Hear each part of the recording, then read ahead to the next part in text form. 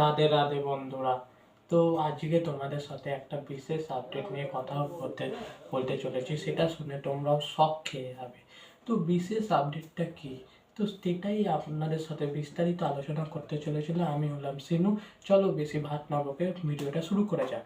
তো বিশেষ বিষয়টি হচ্ছে, জিৎ তার সাথী যে মুভিটা ছিল, যেটা 23 বছর হয়ে গেছে, তো ওই মুভিটা রিলিজ হতে চলেছে। তো সেটা শুনে সবাই শক খেয়েছে।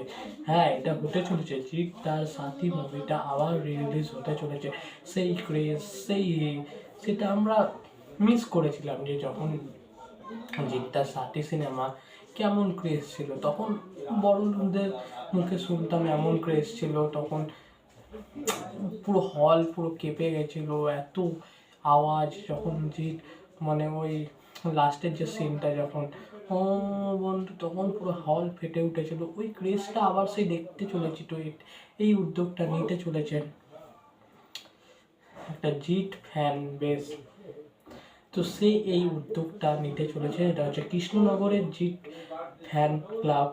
সে এইটা নিয়ে কথাবার্তা চলছে। তো তো এটা এই মুভিটা রিলিজ হতে চলেছে। তো এটা অনেক দিন কথা চলছিল যে সাথী সিনেমাটা রিলিজ হওয়া উচিত ছিল।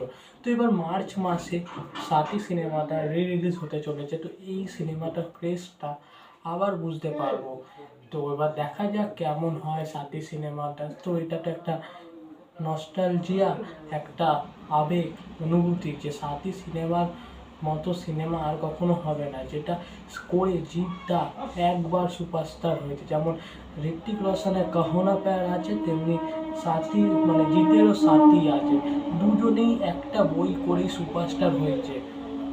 একটা বই করে কেউ যদি সুপারস্টার হয়, সেটা হচ্ছে জিৎ আর ঋত্বিক রোশন। সেটা আমাদের বাংলায় আছে জিৎ, আর বলিউডে আছে ঋত্বিক রোশন। তো এদের দুজন মানে সাথী সিনেমাটা এবার দেখা যাক কতটা কি হয়। আবার রিলিজ হতে চলেছে, এটা তো ক্রেজ আছেই, এটা ফাটিয়ে দেবে, পুরো তছনছ করে দেবে। তারপর দ্বিতীয় যে আপডেটটা নিয়ে কথা বলবো, যে সালমান খানের নতুন গান ম্যায় হুঁ না, তো গানটা রিলিজ হয়ে গেছে। গানটা গেয়েছে শ্রেয়া ঘোষাল।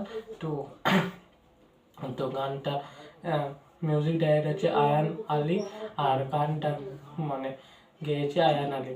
মেল সিঙ্গারটা হচ্ছে আয়ান আলী, ফিমেল সিঙ্গারটা হচ্ছে শ্রেয়া ঘোষাল। তো গানটা কেমন হয়েছে? তো গানটা ভালোই হয়েছে, দেখতে ফেকতে ওই মোটামুটি যা চলে যাওয়ার মতন। তো গানটা আহামরি ভালো হয়েছে এমন বলতে পারবো না, বা মোটামুটি হয়েছে, শুনতে খুব ভালো লাগছে, ভিডিওটা দেখতে খুব ভালো লাগছে। কিন্তু একটা অভিযোগ আছে সালমান খানকে নিয়ে।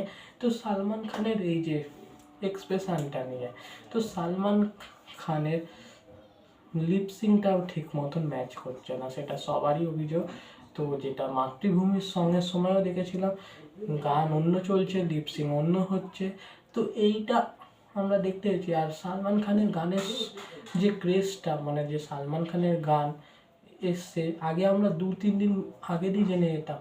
তো এখন সালমান খানের গান এসছে, কেউ জানতেই পারছে না। কিন্তু উল্টে অন্য বইয়ের ভয়তে যে সালমান খানের বইয়ের রিলিজ ডেট পিছিয়ে যাচ্ছে, এই সব দেখা যাচ্ছে। কত ডাউনফলে নেমে এসছে, দেখা যাক কতটা কী হয়। তো গানটা তো মোটামুটি ভালোই লেগেছে, মোটামুটি ভালো লেগেছে। আমি বলবো না খারাপ, যে কিন্তু ভালোই শুনতে, ওই শোনার মতো শুনতে পারো। তো মোটামুটি হয়েছে।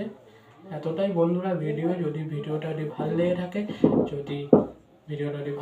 লাইক এবং শেয়ার করে দেবেন। এই চ্যানেল নতুন হয়ে থাকেন, চ্যানেলটাকে সাবস্ক্রাইব করে দেখা হচ্ছে নেক্সট ভিডিওতে।